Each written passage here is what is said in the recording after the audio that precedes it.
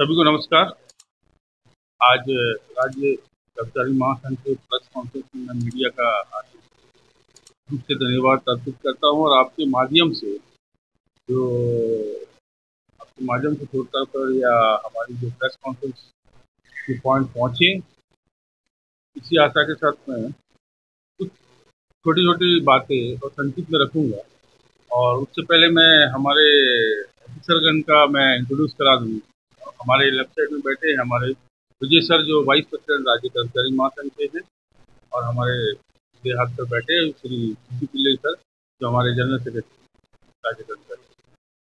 तो मुझे अपनी बात मेरी बात में रखेंगे। तो मैं जो हमारा जो एपीडब्ल्यू कर्मचारी संघ कर्मचारी संघ जो है 2021 में उनका गठन हुआ था। राज्य कर्मचारी से अपडेटेड उनको दिया गया था और जब से अपडेटेड हुआ है उसके माध्यम से ही उन मजदूरों भाइयों और काम वर्ग की कैसे उनका भला हो, उनकी आर्थिक स्थिति कैसे सुधरे, उनका रेगुलराइजेशन कैसा हो, इस पर निश्चय रूप से हमारा काम दिन चल रहा था। उसी के आधार पर कुछ दिन पहले आपको मालूम होगा कि हमने बड़ा जोर से उनका भूख हड़ताल का प्रोटेस्ट हुआ था तिरंगा पार्क में, और म्यूनसिपल डिपार्टमेंट में अपने सफाई कर्मचारी जो हमारे यूनिट है उसने भी अपना जो है प्रोटेस्ट रखा था।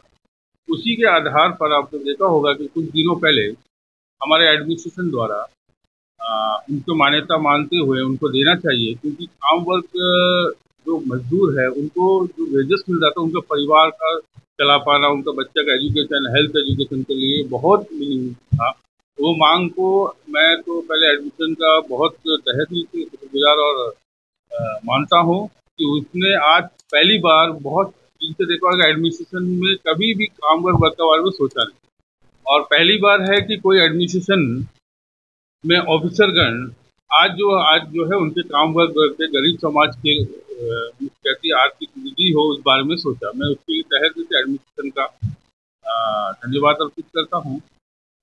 फर्स्ट बार जो सहायक रूप में एडमिनिस्ट्रेशन ने काम किया, आपने देखा होगा कि पहले जितना भी ऑफिसर रहा एडमिनिस्ट्रेशन ने काम किया पर शासक रूप में चलाया, ऐसा डोमिनेट करना। मगर फर्स्ट रूप में जो हमारे अभी के प्रेजेंट चीफ सेक्रेटरी सर है और हमारे एलजी साहब बैठे हैं और जितना ऑफिसर सेक्रेटरीज है, सबने सहायक रूप में काम वर्ग के बारे में सोचा, गरीब से गरीब आदमी के कैसे आर्थिक स्थिति बढ़े पर काम करते हुए उन्होंने उनको सबको जो बचे हुए थे सबको 1/3 दिया 1/3 करके उनकी आर्थिक स्थिति को बढ़ाया। और उनके साथ ही साथ उनको जो 2017 से एरियस देना था उनके भी मंजूरी दे दिया गया था।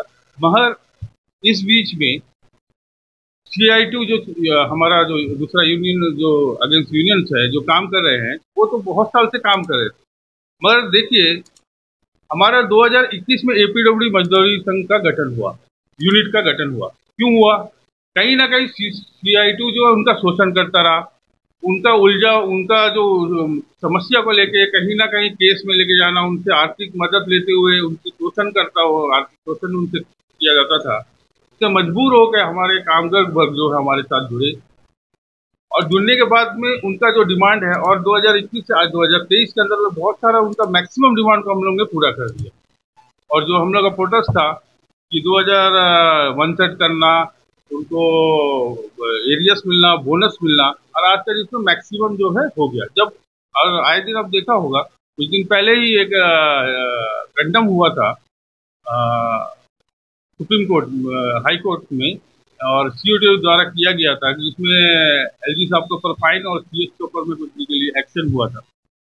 तो उसका तो मैं सम्मान करता हूँ क्योंकि वो लॉ एंड का हिसाब से ठीक है। मैं ये और इस बारे में जो विस्तार से जो हमारे ऑफिसरगण हैं आपको बताएंगे, तो मैं और नहीं कहते हुए संक्षिप्त में अपना बात को समाप्त करते हुए मैं हमारे साथी को देता हूँ डिटेल्स में आपसे इस बारे में बात करें। धन्यवाद। नमस्कार।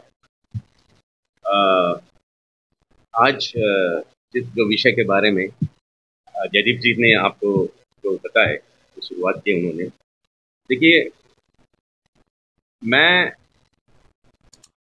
2021 के विषय में शुरू करूंगा। 2021 से ये जो 1/3 का जो सुन रहे जो आप जो 1/3 जो हमारे मजदूर भाई बहनों का जो भी है, हित में जो भी हुआ है, ये एक 2021 से हमारे जो राष्ट्रीय कर्मचारी महासंघ 2021 से इस विषय में पत्रचार जो भी हम शुरू करेंगे। लेकिन उसके बाद जो है जस्ट आपने देखा होगा 2021 से 2022 तक चलता रहा। इस साल के जनवरी से हमारे जितने भी मजदूर भाई बहन है, चाहे वो कोई भी संघ का हो, एपीडब्ल्यूडी हो, आईपीएनटी डिपार्टमेंट हो, हेल्थ डिपार्टमेंट से रिलेटेड हो, एजुकेशन से रिलेटेड हो, एसटीएस से हो, एजुकेशन से रिलेटेड हो, और मैं बोलूँगा कि हमारे नगर पालिका परिषद, आपने देखा होगा कि कैसे 2000 जनवरी से एक सब एकजुट होकर विषय था जो हमने रखे थे 2021 से, उस विषय को सभी मजदूर भाई बहन का हित में, उनका बहुत जरूरी, उनका घर परिवार चलने वाला जो आप समझ रहे हैं मैं क्या बोल रहा हूं। आज जो भी 1/3 का जो हित में, उनका हित में जो हुआ, और सबसे खुशी की बात है कि जो आंदोलन या जो इकट्ठा उन सब मिलकर एक यूनिटी था, पूरे संगठन मिलकर हमारे म्युनिसिपल काउंसिल के और एपीडब्ल्यूडी के तिरंगा पार्क में आपने देखा होगा जो उन्होंने साथ दिया। आज उनके घर पे प्रकाश, यानी उनके घर पे, कहीं घरों पे, हजारों के घरों पे आज उनका वेतन, ये 2 दिन से उनका घर पे 10,000 रुपया, आप सोच के देखिए, जहां 13,000 रुपया लेते थे आज उनका 24,000 रुपया उनको उनका वेतन में बढ़ोतरी हुआ है, 10,000 का बढ़ोतरी हुआ है। आप सोच सकते हैं कि मैं पूछता हूं, C2 या CPM जो भी हो, कहते हैं कि वर्कर के हित में काम करते हैं, क्या ये वर्कर के हित में नहीं हुआ? अगर मैं पूछता हूं, अगर जब ये कार्य वर्कर के हित में हुआ तो ये 2-3 दिन पहले, कुछ दिन पहले की बात है, इस 2-3 दिन पहले कुछ वीडियोस रिलीज हुआ है। आप ये 2-3 दिन पहले कुछ वीडियोस आपने भी देखा होगा, कुछ वीडियोस रिलीज हुआ है सोशल मीडिया पे। आप खुद देखिए कि वो C2 और जो CPM जो भी वो कहते हैं, खुद ही कह रहा है कि ये जो भी हुआ है ये राज्य कर्मचारी महासंघ और हमारे जो भी संगठन मिलकर, और उसमें सबसे बड़ी उन्होंने ही कहा है कि हमारे विशाल जौली जी का बहुत बड़ा इसमें योगदान था, और उनको पता है कि ये 1/3 हो गया है और इनका पेमेंट भी रिलीज हो गया है।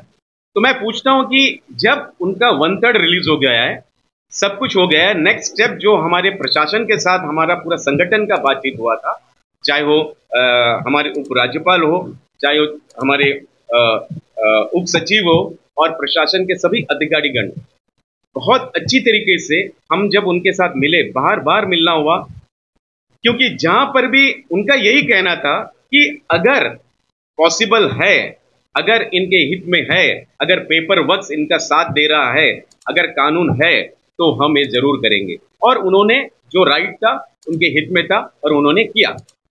और ये बात भी मैं कहना चाहूंगा कि आगे का भी जो सबसे बड़ा मुद्दा हमारा है, हम जो जिस चीज के लिए हमने 2021 से हमने जो आंदोलन चलाया था, वो था कि रेगुलाइजेशन का।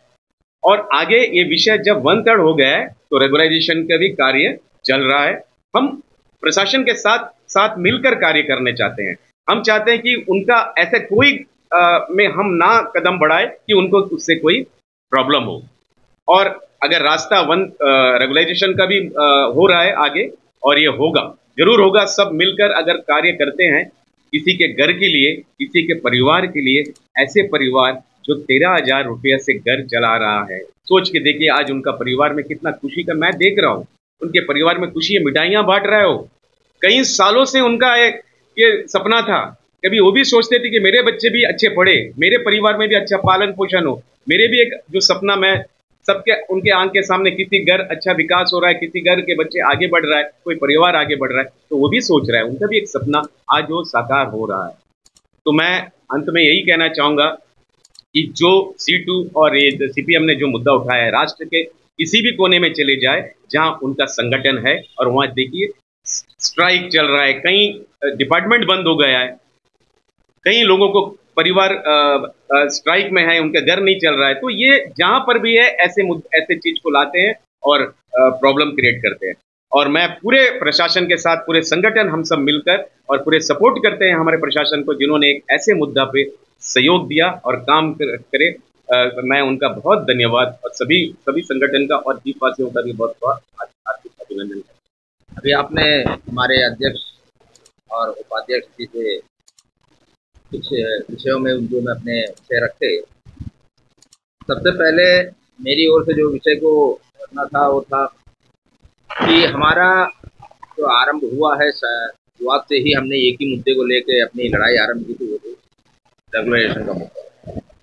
अब नियमितीकरण कैसे हो, आज तक इतने संगठन हमारे आने से पहले भी थे, उन्होंने भी कहा है कि हम तो अभी अभी आए ही है। ठीक है, हमारे आने के बाद में उनको खुद को अपना वर्चस्व का लड़ाई हुआ, क्योंकि हमारे अध्यक्ष जी ने जैसा बताया 2021 में एपीडब्ल्यू कर्मचारी संघ बने। कैसे बने? तो वहाँ के ही मजदूर वर्ग हमारे बीच आए, हम कहीं मार्केटिंग में नहीं गए थे, वही आए और उन्हीं को लेकर संगठन बना। वहाँ पे कोई नेतागण या बिजनेसमैन नहीं बैठा हुआ अध्यक्ष के रूप में, वहाँ कर्मचारी वर्ग ही बैठा हुआ है।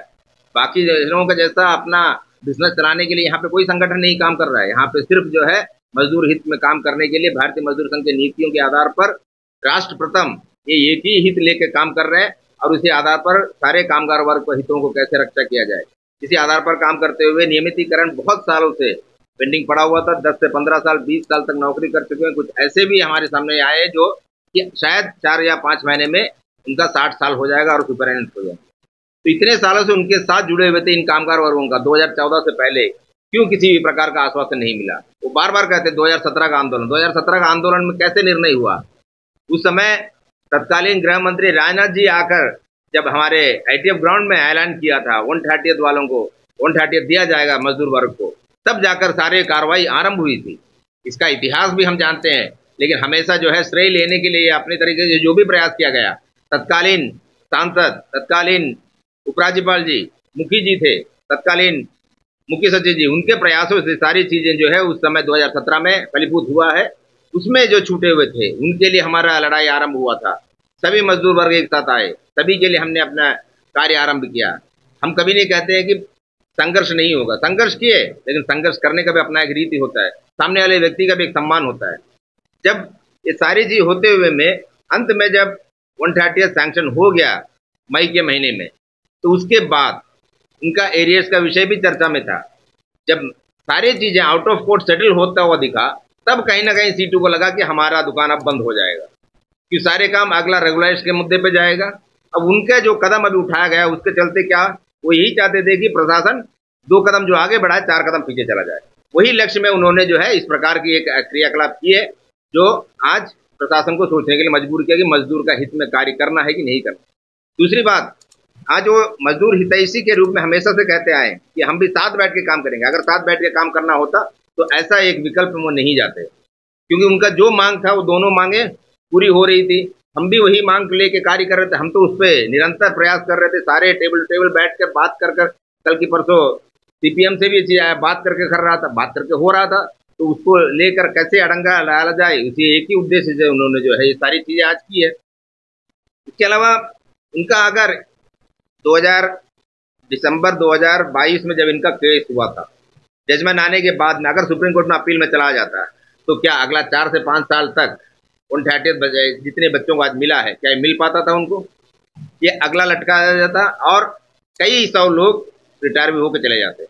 उनको बेनिफिट कम से आज की तारीख में पैसे मिल जाए, ये 10 साल बाद 5 साल बाद इतना लाख मिलेगा, इससे कोई आशय नहीं बन पाता। तत्कालीन जीवन उनका बहुत ही कष्टमय था।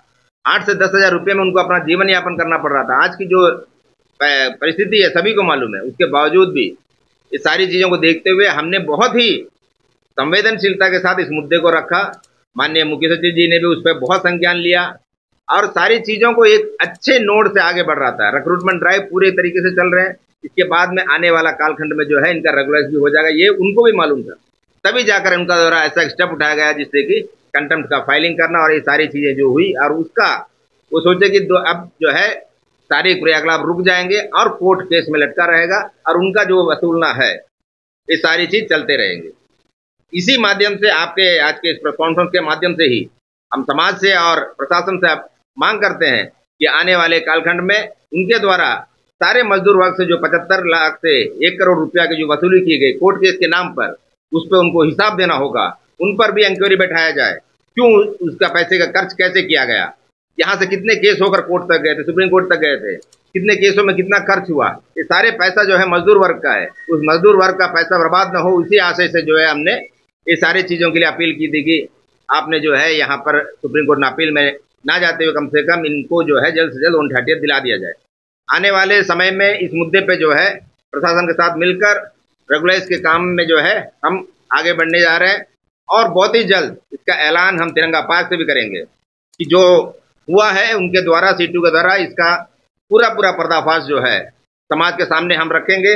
और इसके अलावा कल सीपीएम के जो अय्यप्पन जी ने अपने एक वक्तव्य रखा था कि इसमें करोड़ों रुपया का फंड की जरूरत पड़ेगा, एमएचए उस पर विचार करेंगे, इस सारी चीज़ों की जानकारी उनको थी कि कम से कम 300 से 500 करोड़ रुपया का जरूरत है और उसके लिए समय लगेगा, ये भी उनको मालूम था। जब ये सब कुछ मालूम था तो फिर कंटेम्प्ट में गया क्यों?